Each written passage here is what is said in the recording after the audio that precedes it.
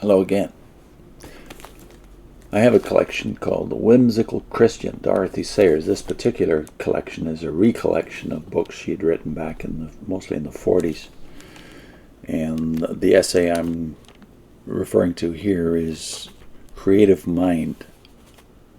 And that was published originally in a book entitled Unpopular Opinions back in 1947. And at the end of this essay, which deals mostly with the difference between two approaches to truth, namely the scientific approach to truth and the artistic or poetic. Sayers, of course, was a novelist, so she is an advocate for the poetic or artistic approach to truth, not to the exclusion of the scientific, but she thinks that's what's happened in the last 200 to 300 years is the complete takeover of the mind of the West by the scientific approach. So in this essay, Creative Mind, at the end of it, she talks about the power of words and how words change the world. And of course, she's writing in the era of the Second World War. She's just seen what happened because of propaganda in two world wars, because her life spanned both. Her career as a novelist, the Peter Wimsey series of mystery novels, for instance, and her career as an essayist is all contained within that period of the two world wars and the aftermath. And so at the end of the essay on the difference between the scientific and artistic approaches to truth, she has this caution about words and their power. Perhaps I ought to add a caution about words. I said that words were metaphorically fields of force. May I, in my metaphorical, poetical, and unscientific way, press this analogy a little further?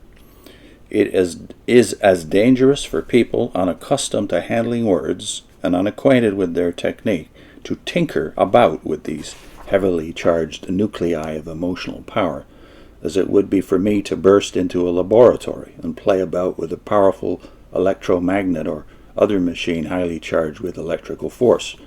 By my clumsy and ignorant handling, I should probably, at the very least, contrive to damage either the machine or myself. At the worst, I might blow up the whole place. Similarly, the irresponsible use of highly electric words is very strongly to be deprecated. At the present time, we have a population that is literate, in the sense that everybody is able to read and write.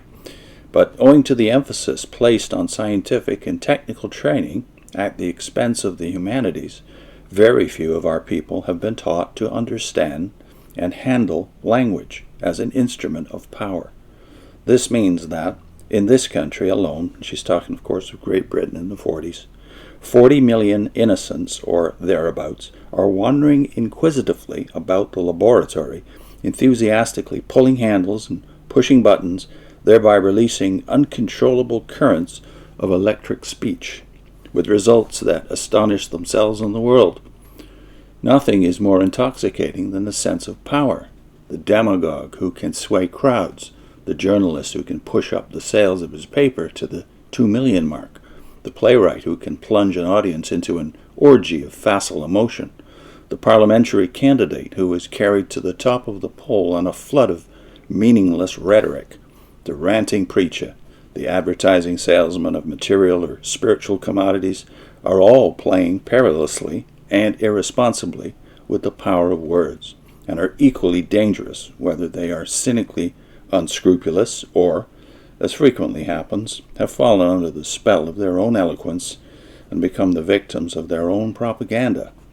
For the great majority of those whom they are addressing have no skill in assessing the value of words and are as helpless under verbal attack as were the citizens of Rotterdam against assault from the air.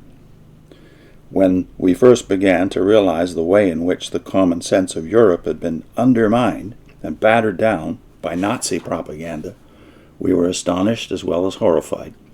Yet there was nothing astonishing about it. It was simply another exhibition of ruthless force, the employment of a very powerful weapon by experts who understood it perfectly against people who were not armed to resist it, and had never really understood that it was a weapon at all. And the defense against the misuse of words is not flight, nor yet the random setting off of verbal fireworks, but the wary determination to understand the potentialities of language and to use it with resolution and skill. It is right that the scientists should come to terms with the humanities, for in daily life, scientists are also common men, and the flight from language will never avail to carry them out of its field of power. They must learn to handle that instrument as they handle other instruments, with a full comprehension of what it is and what it does.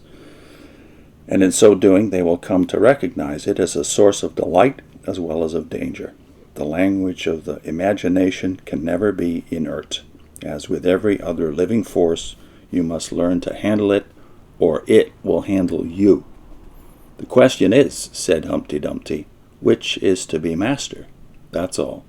He's alluding, of course, to the famous dialogue between Alice in Wonderland and Humpty Dumpty about who's to be master, the word or you. That is, you get to define what language is. You get to define the words you use. So the lesson of that passage, of course, is if we don't master our words will destroy us.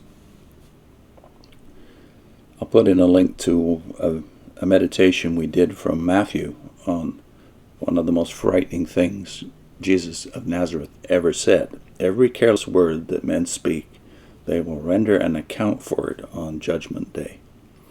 One of three hard sayings of Jesus in one chapter of Matthew 12. And here's our meditation on that chapter and J.C. Ryle's response to it too. And our application of it, which was about the countless careless words of the Watchtower.